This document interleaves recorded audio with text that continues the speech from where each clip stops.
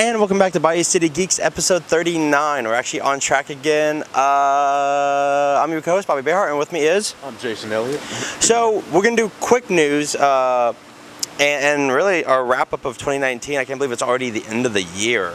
Yeah, it's gone by fast. I mean, you know, some good things, bad things happened. I mean, but like I say, when one door closes, another one opens.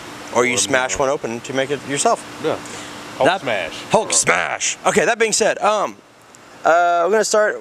I don't have anything in order, so we're just going to be a jumbled mess, but that's cool. Starting off, kind of bad news. Orlando Jones was fired off of American Gods. And he's claiming that it was a racially motivated firing. Yeah. Which, you know, the thing is, you know, some people have clapped back. I think, like, when the executive producers clapped back and said that, you know, if you read the source material, his character's not in that, you know, in the next few, you know, books or whatever.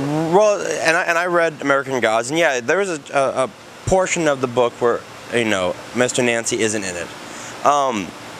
They don't fire him off the show. Just like, we're not going to use you this season. Yeah, just tell him, you know, hey, you know, your character will probably be back at a later, yeah, like, date season 4. Like, you know, I've met Orlando Jones, good Same. guy, and really very funny, yeah, really cool dude. Yeah, very cool dude, very personable.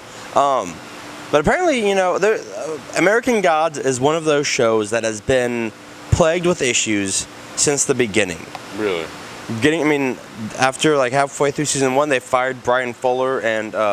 you know, Brian Fuller keeps getting screwed over. He really does. He's like the Greg Wiseman of live-action TV. He just keeps getting effed around. He really does. And I wonder how he just keeps... I mean, I actually met Brian Fuller at a party, NBC party.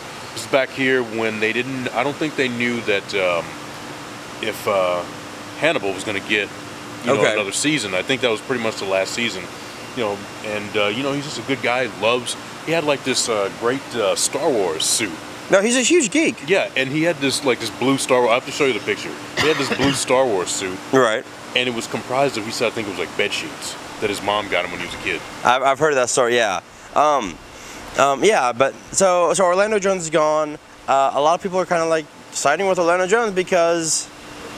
I mean, it's really weird that they made him a writer and producer on season 2 and then fire him. Wait a minute, he's a writer and producer? Mm-hmm. Wow. Okay. Yeah. I haven't watched American Gods. I know Pablo Schreiber, who is Liev Schreiber's half-brother. Yeah. He's, you know, playing Master Chief, so... Oh, really? Halo, yeah. Okay. So hopefully maybe there can be some resolution to that, but doubt it. Hopefully. I doubt it. I mean, he's gone in great detail. Oh, Orlando Jones. Orlando Jones napalmed that bridge. Yeah. All right, so you sent me this. I haven't been able to read it. The rumored PS5 controller. Now, here's what they're saying. Basically, 3 people can be playing on one controller. It's really? Basically like the main idea of that, like, you know, like you have certain buttons assigned to different people. So that, I guess that's how that's going to work. That's weird. I mean, and also when we're on video games, the Xbox Scarlet was is it Scarlet or Series X? I think it's Series X, but it was a code name Scarlet. Oh yeah, because everyone's calling it Xbox X. And people are just taking this thing to task. It's a tower. Yeah, it's like a PC tower. It's a PC tower. And the thing is, you can either lay it horizontally or, you know, stand it up vertically. You mean like a PC tower? Yeah, just like, you know, the Xbox 360. Yeah. But so, it's a giant black box that looks like a tower. Yeah, I mean, the thing is, we haven't seen what the PS5 looks like. I mean, Sony's putting that, you know, close to the vest. They're playing it very close to the vest. They are, and I love this idea, solid-state drives. Yeah. Which the technology has come now where it should be a $60 solid-state drive. You can save the game. That way you're not using up the memory on your PS5 or on your PS4 or PS5 now, because we both complain the fact that we have to delete. I mean, every gamer does this. They have to delete old games. So what they're doing is basically you pick what you want to install. So like if you want to install like everything, you can do that. If you just want to install a single player, you can do that. I see. I dig that. I dig that. But here's the thing, though. These games are going to get more and more advanced. So I say that the PS5, when it comes out, at least be 1 terabyte. 1 terabyte backward capability. Yeah, well, they say that it's probably going to be backwards compatible with PS4. That's all I've really heard. But I want to play my PS3 and PS2 games, damn it. Yeah, I mean, I understand that too. I mean, we haven't really heard anything. I mean, yeah, it's all speculation. It's all speculation. They are rebooting the Power Rangers, going back to the 90s. Yeah, it's a time travel plot point, and Jason David Frank is saying, hey, you know, why don't you add in Lord Draken? You know, that would be cool. It would be cool. And that way, like, he kind of passes the torch on to the new generation. I dig that. I would dig that. Yeah. Let's see, comic books real quick. Harley Quinn has become Batman's sidekick. Kind of saw that coming. Kid Flash is returning to the Flash after Crisis. I dig it. I was wanting him to be part of Crisis to begin with, but the Legends aren't in this crossover. Well, they kind of have been. Well, they've got Ray and White Canary, but they also promised the Legends no more crossovers. But then you also have Rory from a different Earth. So that being said, I absolutely adore. We'll get to Crisis in a bit. Shazam 2. It sounds like it's a practical joke. It's supposed to come out April 1st, 2021? Or 2022. 2022. Yeah. Which, I mean, well, at least they're taking their time. Yeah, I get that, but April 1st, really? Hey. That being said, Shazam, Black Adam, will come out 4 months after. So it'll lead in. It'll be a good lead in. I like that. Comic books, real quick. Robert Kirkman and Chris Samney are coming out with Firepower. Anyone who knows me knows I love Chris Samney, so I cannot wait to see that meshing. Artwork, it looked like Shang-Chi a little bit. Really? Yeah. Okay, I dig that. We are getting a Rogue One prequel on Disney Plus. Yeah, and what's his name? Diego Luna is returning. Yep. And so the thing is, they're going to have some flashbacks, which we saw in Rogue One flashbacks. Yes. And that was the first time in the whole Star Wars saga we ever saw flashbacks. Yeah. So that'll be interesting. Let's see here. I feel bad about this. The visual effects studio that fixed Sonic the Hedgehog has gone out of business. Has gone shut down. And they also, what other big movie did they do? I'm not sure. I saw the article. I just didn't really. Yeah, I forget what they did, but they were like whipped pretty much to get that fixed, and then got shut down. Yeah, and the thing is now it's like, you know, if that movie goes on to make a profit, oh boy. So I was actually, if you haven't watched it, watch Patriot Act on Netflix with Hassan Minaj, and he has a really great episode on the fact that the designers for special effects, but video games get treated like shit, which we talked about with Telltale Games, and they're coming back apparently somehow. But the designers get treated like no overtime. Yeah. You have to work overtime, but don't get paid overtime. Yeah, pretty much. You're hitting these impossible deadlines. Yeah. And then the quality of the work suffers. Yeah. So we're getting Wolf Among Us and 2 and Batman again? Yeah, well, the thing is, we're getting the Batman game, but it's the same ones that have been out, the same Batman games. But you got DLC, and it's like a dark mode or something like that. So, I mean, I'm looking forward to Wolf Among Us. Now, I've heard that it's not going to be the game that was supposed to come out. Gotcha. What they've done is, but here's the thing, the saving grace for it is they have gotten the lead story, the lead creatives, and they've reached out to other Telltale employees, but the thing is they can't do with Telltale. I mean, oh boy, it's like a weird, twisted history of it really Telltale. is. I mean, the thing is, Walking Dead was the one that got them hot. They finished up the Walking Dead. You're right. So I mean, the thing is, I don't know if they're ever gonna do more, but they got a long way to go to having fans trust them again and trying to get back. Well, even if I was a designer, I wouldn't be I'd be hesitant. Yeah, I mean, I would be hesitant too, but the thing is, I think they're going to keep these people on freelance or something like that, because the thing is, it's a lot of behind the scenes red tape. And I get that. Let's see, Batman's introducing a brand new villain to Gotham City. James Tynion is taking over Batman, right? Yeah. And he'll be bringing the designer, which he wants a grand design to take on Batman. I hope it's not like the thing that Disco Inferno pitched in his time in WCW called Building Evil Architect. Well, none of that, but we kind of already saw that with City of Bane. So, let's see here. Star Wars, J.J. Abrams wants the original trilogy released in its original form. I think every geek wants that. Yeah, but the thing is, look, it's just like wanting the Snyder Cut. It's probably not going to happen. Now, I have heard big rumor is that the Snyder Cut will be released, but on HBO Max. Yeah. Kind of like how they did with The Godfather, the part 1 and 2, how they released like a super cut. Yeah, but you know what? I'll believe it when I see it. It's true. That's like they released the Flash date as 2022. I'll believe that when I see it. With the Matrix 4, it's going to go up against John Wick, so it's going to be Same day. Keanu Reeves Day. And you know what? That'd be a fun day. Yeah. Double feature. Double feature. There you go. Who'd have thought Keanu Reeves double feature?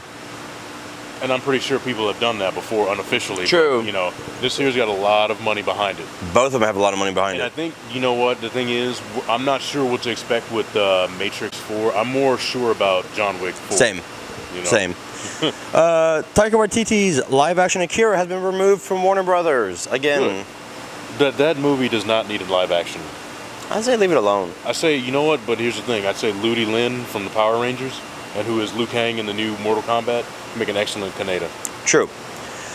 See, Toys R Us are back. We will try and get there sometime. I have a new shift at work, so I got screwed over. So there we go. HBO Max is Warner Brothers saying it'll be better for families than Disney Plus. I don't know how, but okay. Yeah, I mean, HBO stuff is more adult. Yeah. And old, you know, Watchmen for kids. Less rapey and violenty. We did get a trailer for Ghostbusters Afterlife, and it's not. It doesn't have an irreverent tone. It's just the first trailer. And everyone's like already like jumping. It was a teaser. Yeah. I mean, the thing is, it shows you, you know, the story. Yeah. You know, like, you know, a family moves. You know, Egon Spangler's family.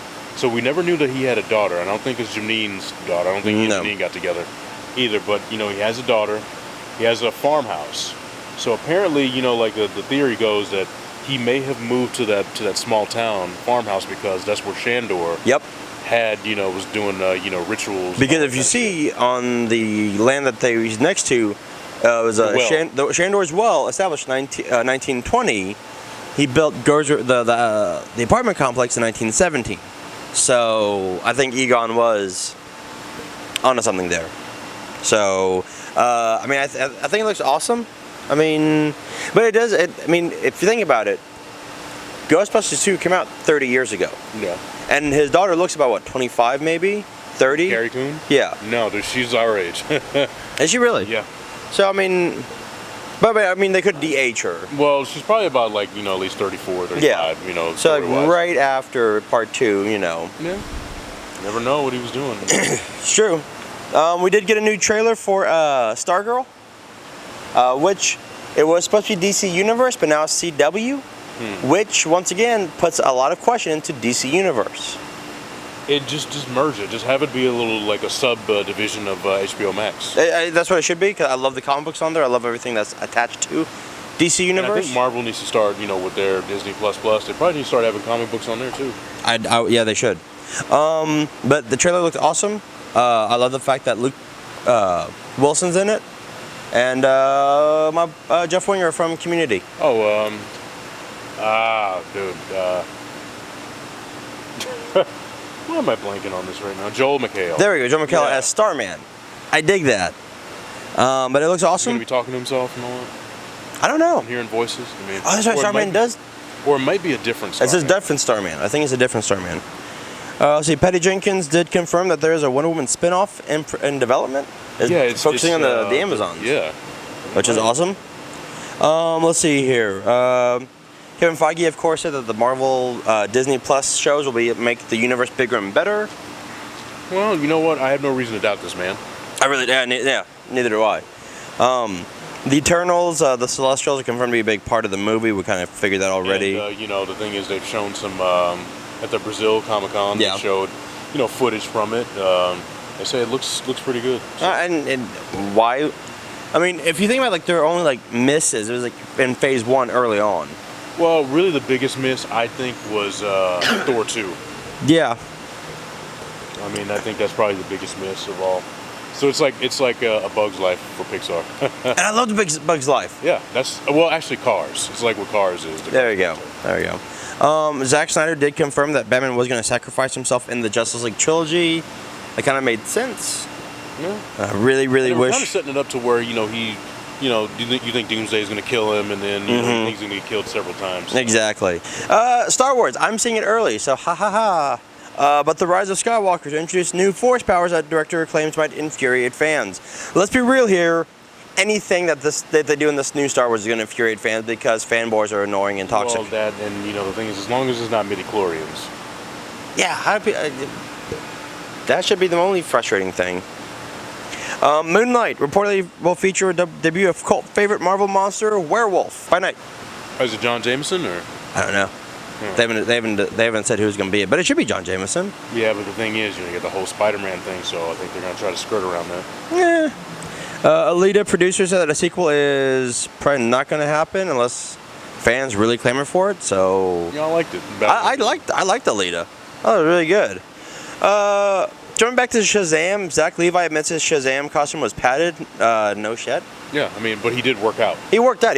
But the thing is, if you really look at that character in the comics, and for what they did, yeah, it has to be padded. Yeah. Zach Levi did work out for it. He did. But it's going to have to be some padding there too to kind of sell the ridiculousness. Exactly. It's kind of a ridiculous character. We did get 2 trailers. We got Black Widow and we got Wonder Woman 84, and both looked awesome. I think I really can't. I think that David Harbour might redeem himself with Red Guardian, to make up for Hellboy. I agree. That looks really good. He wasn't a bad Hellboy either. It's just a bad movie. It's a bad story. That's like Brandon Routh with Superman. Brandon Routh was an amazing Superman. Really bad story. And he really got to make up for it with the Kingdom Come. Yeah. Okay, so that was our quick news in under 20 minutes. Now, Crisis. Oh my God. Crisis has been amazing. Yeah, and the thing is, Greg Berlanti, Mark Guggenheim, those guys are geniuses. They showed you that you can make compelling hero stuff for TV. Yes. And I think, pretty much the superhero genre belongs on TV. Because it's more long form, you don't have like 120 minutes trying to cram shit in. To a degree, I agree. You have to. I don't think the only thing is budget that really holds the budget. And Constantine was great, but Constantine was like a graphic novel where it needed to be binged instead of watched week to week. Yeah. But yes, it showed that you can do Crisis. And I was wondering how they really pulled that off too. Crisis on Infinite Earths, but hey, they did it. My biggest pro is Brandon Routh. Yeah. Such a good Superman. And the best line of the whole series was when Lois asked him why he added black to the crest. He's like, it's to show that even in dark times, hope still wins out. Exactly. I'm like, such a Superman line. God damn. Biggest con though was Kevin Conroy as a uber jaded Batman. Yeah, and he had the suit and everything. I thought he'd be a Kingdom Come Batman, but Superman put him in the suit. Yeah. So I'm like, But then he sniper shot Clark through the eye. I'm like, God damn, all right. No. Other than that, it's a 5 out of 5. It's an amazing crossover. And the thing is, with Oliver dying, then he got he hasn't gotten his soul back, but he's alive. So. He's a Spectre. Yeah. Which is amazing. Amazing. After this, I'll be really curious to see what they do next year because I don't know if you can go bigger than Crisis. No, you can't. It's like it was in game for TV. Yeah. I think next year they have to take a break. Yeah, they do. But if you really think about it, DC has really, in comic books, has the best crossovers. Crisis on Infinite Earths. Secret Wars was really. I could argue that because Crisis was amazing, but then you have, for me, Executioner's Song and Age of Apocalypse. Well, that's true. And then because Age of Apocalypse and Onslaught wiped out half the heroes and put them in another dimension. That's right. So, and the Heroes Reborn. Heroes exactly. Return, yeah. Exactly. So I think Civil War. I think. Yeah, but I guess long-lasting effects. I guess is what I'm saying. Okay, fair enough. Because the Crisis. You had stuff that was still felt by Crisis. Years later. True. Until they did the final Crisis, and then they rebooted all. Then 52, then Rebirth, and now I get it. All right, so that's I love the fact that Lucifer was. Yeah. And Tom Ellis actually said that this, in his mind, takes place 5 years before the Lucifer show. So that's kind of cool. They kind of just went back in time. All right, so that's really all the news we have for you.